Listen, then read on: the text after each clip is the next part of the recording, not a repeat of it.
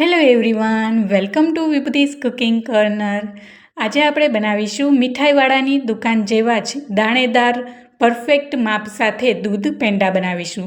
જો રેસીપીઓને લાઇક કરજો, તમારા ફ્રેન્ડ્સ એન્ડ ફેમિલીમાં શેર કરજો અને મારી ચેનલમાં નવા આવ્યા હોય અને હજી સુધી સબસ્ક્રાઈબ ના કરી હોય તો સબસ્ક્રાઈબ કરજો ને આવી જ નવી રેસીપી માટે બાજુમાં આવેલું બેલ આઇકન બટનને પ્રેસ કરજો, જેથી નવી રેસીપીના નોટિફિકેશન તમારા સુધી મળી રહે. તો ચાલો રેસીપી બનાવવાનું શરૂ કરીએ. દાણેદાર દૂધ પેંડા બનાવવા માટે અહીં સૌથી પહેલાં મેં 1 લીટર જેટલું ફૂલ ફેટવાળું મિલ્ક લઈ લીધું છે. અહીં મેં અમૂલ ગોલ્ડ દૂધ લીધું છે. તમે કોઈ પણ દૂધ લઈ શકો છો, પણ ફૂલ ફેટવાળું મિલ્ક હોવું જરૂરી છે, જેથી પેંડા છે એ સારા બનશે અને ટેસ્ટમાં પણ સારા બનશે. હવે અહીં મેં એક નોનસ્ટિક પેન લીધું છે. હવે તેમાં દૂધને ટ્રાન્સફર કરી દઈશું. અહીં તમારે વાસણ પસંદ કરવામાં પણ ધ્યાન રાખવાનું છે. જો તમારી પાસે નોનસ્ટિક પેન ના હોય તો કોઈ પણ ઊંડું અને પહોળું જાડા તળિયાવાળું વાસણ લેવાનું છે. જાડા તળિયાવાળું વાસણ હોવું જરૂરી છે, જેથી દૂધ છે એ તળિયે ચોંટી ના જાય એટલા માટે. હવે અહીં દૂધનો પહેલો ઉભરો આવે ત્યાં સુધી હું ગેસની ફ્લેમને હાઈ રાખીશ. બાદમાં ગેસની ફ્લેમને સ્લો કરી દઈશ. હવે તમે જોઈ શકો છો દૂધનો ઉભરો આવી ગયો છે. હવે અહીંયા આ સ્ટેજ ઉપર હું ગેસની ફ્લેમને સ્લો કરી દઈશ અને જે ઉપર બની રહેલી મલાઈને ચમચાની મદદથી આવી રીતના ચલાવી અને વચ્ચેની સાઈડ લઈ લઈશું. હવે આ પ્રોસેસને પહેલેથી છેલ્લે સુધી આપણે કન્ટિન્યુ ચલાવતા રહેવાનું છે. જો તમે ચલાવશો નહીં તો દૂધ છે એ નીચેથી તળિયે ચોંટી જશે એટલા માટે. એટલે ખાસ એ વાતનું ધ્યાન રાખવાનું છે. પૂરો વિડીયોને પહેલેથી છેલ્લે સુધી જોજો, સ્કીપ કર્યા વગર. નાની ટિપ્સ સાથે અને પરફેક્ટ માપ સાથે આજે આ રેસીપીને તમારા સાથે હું શેર કરવાની છું. એકદમ મીઠાઈવાળાની દુકાન જેવા દાણેદાર અને એકદમ ટેસ્ટી એવા આ પેંડા બનીને રેડી થશે. તો ચોક્કસથી આ રેસીપીને તમે ઘરે ટ્રાય કરજો. પહેલી વાર બનાવશો પરફેક્ટ માપ સાથે તો પણ એટલા સરસ અને સ્વાદિષ્ટ બનીને રેડી થઈ જશે. તો તમે જોઈ શકો છો હવે અહીંયા ગેસની ફ્લેમ ધીમી કરી દીધી છે અને દૂધ છે એ ધીમે ધીમે ઉકળવા લાગ્યું છે. જેમ દૂધ ઉકળશે એમ એ વધારે ઘટ્ટ થવા લાગશે અને સાઈડમાં ચોટી રહેલી મલાઈને આવી રીતના ચમચાની મદદથી કાઢી અને વચ્ચેની સાઈડમાં આવી રીતના ચમચાની મદદથી ચલાવી લઈશું. આ પ્રોસેસને મીડિયમ ટુ હાઈ ફ્લેમ ઉપર જ આપણે કરવાની છે. જો ફાસ્ટ ફ્લેમ પર આપણે કરીશું તો દૂધ છે એ બળી જશે અને પેંડા છે એ સારા નહીં થાય અને ખાવામાં પણ પેંડાનો સ્વાદ સારો નહીં આવે. તો ખાસ એ વાતનું ધ્યાન રાખવાનું છે. પૂરી પ્રોસેસમાં દૂધને સતત કન્ટિન્યુ ચલાવતા રહેવાનું છે, જેથી દૂધ છે એ સારી રીતના વધારે ઉકળે અને જેમ દૂધ વધારે ઉકળશે એમ છે દૂધ એ ઘાટું થશે. હવે અહીં આ પેંડાની પ્રોસેસ માટે હું તમને મિનિટ વાઇઝ આ રેસીપીને તમને હું બતાવીશ. 10 મિનિટ બાદ તમે જોઈ શકો છો દૂધ છે એ થોડુંક વધારે ઘટ્ટ થવા લાગ્યું છે. અહીં મેં થોડી વાર માટે ફાસ્ટ ફ્લેમ ઉપર રાખ્યું હતું, બાદમાં એને મેં ફ્લેમને ધીમી કરી દીધી છે અને સાઈડમાં ધીમે ધીમે વધારે મલાઈ થતી જાય છે. એને ચમચાની મદદથી આવી રીતના આપણે વચ્ચે લઈ લઈશું, જેથી દૂધ છે આવી રીતના મલાઈ બનશે અને આપણે જે પેંડાનો માવો છે એકદમ દાણેદાર અને સરસ બનશે. તો તમે જોઈ શકો છો મસ્ત એવા આ પેંડા આપણા આજે બનીને રેડી થવાના છે.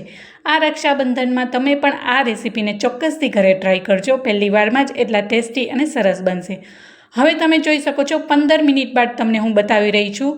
અહીં આ દૂધ છે આપણું એ થોડું અડધું થઈ ગયું છે. આપણે જ્યારે ટ્રાન્સફર કર્યું ત્યારે વધારે હતું કડાઈમાં.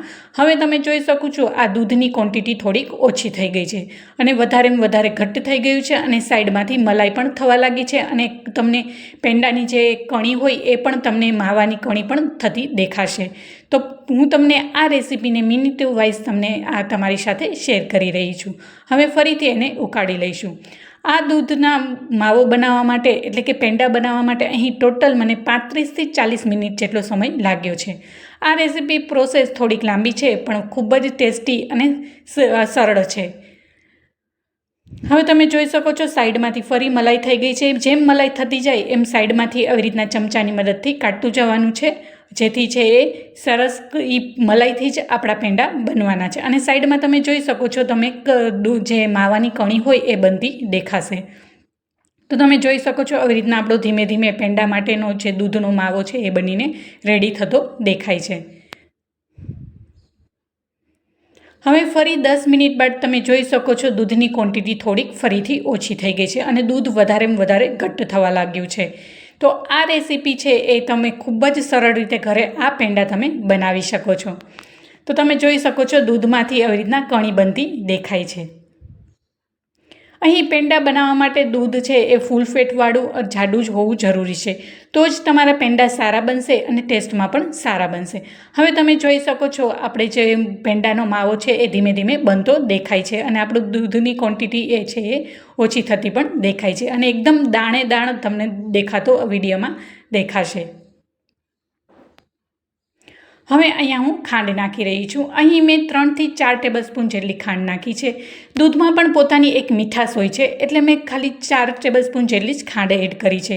જો તમારે વધારે મીઠાશવાળા પેંડા જોઈતા હોય તો તમે તમારા સ્વાદ પ્રમાણે જેટલું ગળ્યું ખાવું હોય એટલી તમે ખાંડ નાખી શકો છો. આ પેંડાને હું બહુ મીઠા પણ નહીં અને સાવ મોરા પણ નહીં, જેમ મધુરો ટેસ્ટ આવે તેવા જ આ પેંડાને હું બનાવી રહી છું. કારણ કે દૂધમાં પણ પોતાની એક મીઠાશ હોવાને કારણે પેંડા છે આપણા મીઠા બનશે.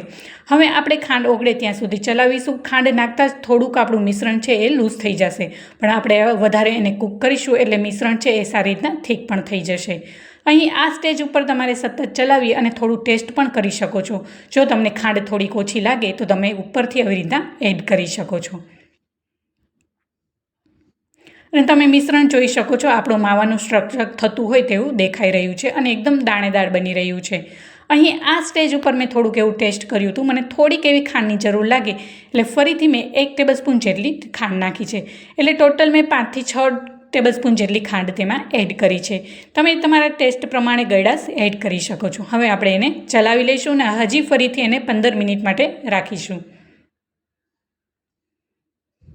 અહીં આ પેંડામાં મેં એક પણ જાતનો મિલ્ક પાવડર કે માવાનો ઉપયોગ કર્યા વગર આ પેંડાને બનાવ્યા છે. માત્ર દૂધમાંથી જ આપણે આ પેંડા બનાવવાના છે. કોઈ પણ જાતનું માવો કે દૂધ પાવડર આપણે નથી નાખવાના. પ્યોર દૂધમાંથી જ આપણે આ દાણેદાર મીઠાઈવાળાની દુકાન જેવા જ પેંડા બનાવીશું.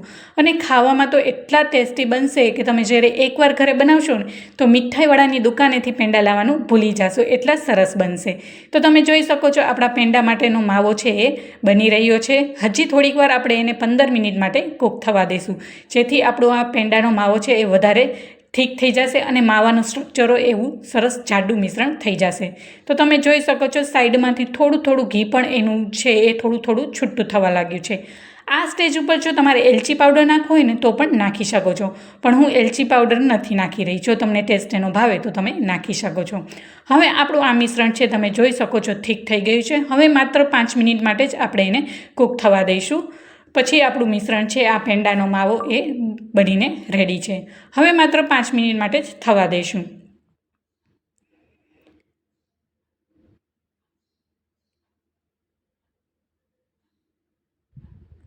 હવે 5 મિનિટ બાદ તમે જોઈ શકો છો આપણા પેંડા માટેનો માવો છે બનીને રેડી થઈ ગયો છે અને એકદમ દાણેદાર બની ગયો છે. હવે એને 10થી 15 મિનિટ માટે આપણે ઠંડુ થવા દઈશું. ઠંડુ થઈ ગયા બાદ હાથેથી એને સારી રીતના મસળી લઈશું.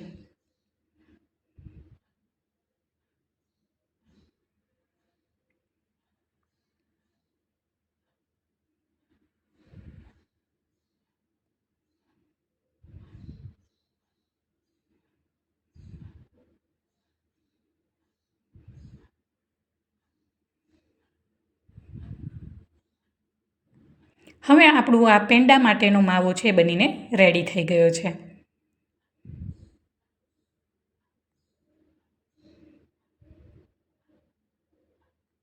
હવે આપણે આ પેંડા માટેનો માવો છે એ ઠંડો થઈ ગયો છે અને હાથેથી મેં સારી રીતના એને મસળી પણ લીધો હતો. હવે હાથમાં થોડું એવું આપણે જેવી રીતના મિશ્રણ લઈએ એવી રીતના મિશ્રણ લઈ અને આવી રીતના હાથમાં મુઠ્ઠી વાળી અને ગોળ એવો પેંડાનો શેપ દઈ દઈશું.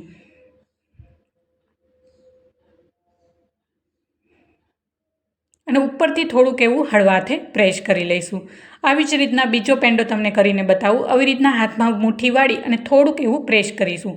કારણ કે આપણે પ્રેસ કરવું જરૂરી છે, કારણ કે આપણે આ પેંડા છે એ દાણેદાર છે. થોડુંક સ્ટ્રક્ચર થાબડી પેંડા હોય તેવું લાગે છે, પણ થાબડી પેંડાનો કલર બ્રાઉન હોય છે અને આપણે આ દૂધ પેંડા બનાવ્યા છે. તો સેમ આવી જ રીતના બધા જ પેંડાને આપણે બનાવી લઈશું. તો છે ને ખૂબ જ સરળ રીત. તો ચોક્કસથી આ રેસીપી તમે ઘરે એકવાર ટ્રાય કરજો. બધાને ભાવશે એટલા ટેસ્ટી અને દૂધના સ્પેશિયલ એકલા દૂધમાંથી જ બનાવેલા છે એટલે ટેસ્ટમાં પણ એટલા જ સરસ બનશે. તો સેમ આવી જ રીતના બધા જ પેંડા આપણે બનાવી લઈશું.